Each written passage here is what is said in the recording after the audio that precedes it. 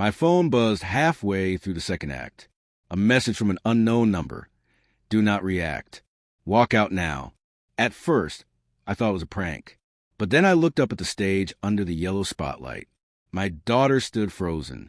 Her classmates sang and smiled around her, but she didn't. She held a sign, small enough for only me to see.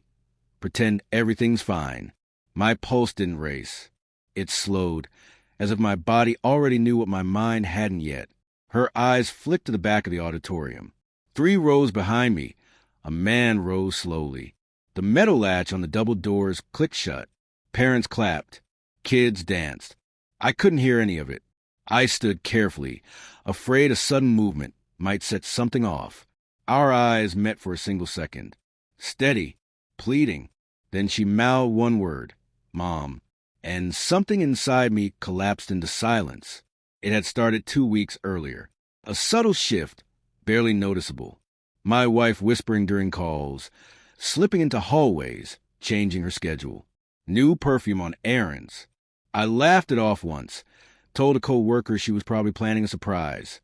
Laughter hides more than lies. 3 nights before the play, I woke to her phone vibrating under the pillow. Half asleep, I saw the preview. We shouldn't meet here again. He's starting to know. Contact name, M. I froze. Didn't open it. Just watched her sleep, slow and steady. Practiced. The next morning I made pancakes. Kissed her cheek. And started paying attention.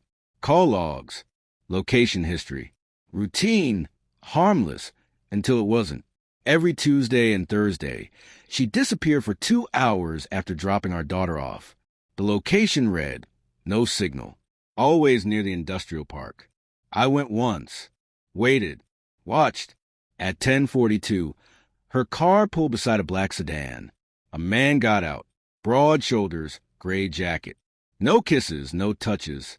Just quiet, careful conversation, as though rehearsed. When she drove home, I followed. She never noticed.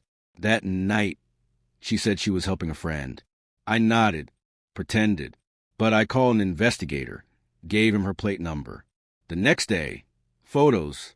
The man's name, Michael Lang, former security contractor, dishonorably discharged, sealed records. And then one photo made my stomach drop.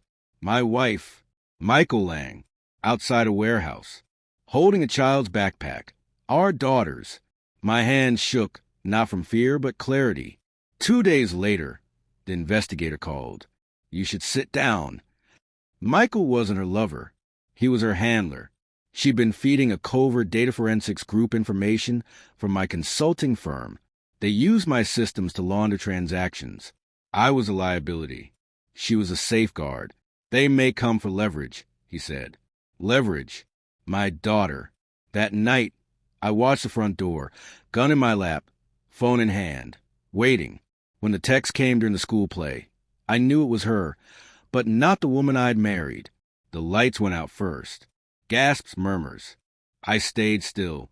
The man 3 rows back shifted, hand near his jacket. I saw the outline of a weapon. Another buzz. Walked to the right exit. Quietly, I slipped out as teachers calm parents. She was there, waiting in the hallway. Hollow eyes. You set this up? I whispered. They were supposed to take you, not her. She trembled. Behind her, Michael appeared, less man, more inevitability. I told you to cooperate, he said. I smiled. I did. I raised my phone, played the recording.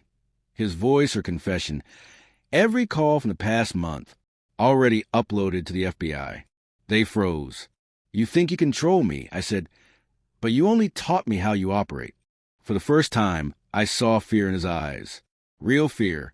I walked toward the sound of sirens. The headlines called it a security incident. They never printed the truth. They didn't need to. 6 months later, at her trial, she wouldn't look at me. I sat in the back row as they read charges. Wire fraud, conspiracy, endangerment. When the verdict was delivered, she finally turned. Not anger, not sorrow, just recognition. I had known all along. Now I live smaller, quieter, no secrets. My daughter sleeps through the night. Sometimes when I close my eyes, I see the stage. Her hands gripping that sign. Her eyes steady, brave. I thought betrayal was the worst pain a person could feel. It isn't. It's the moment you stop feeling anything at all. That's when you finally win.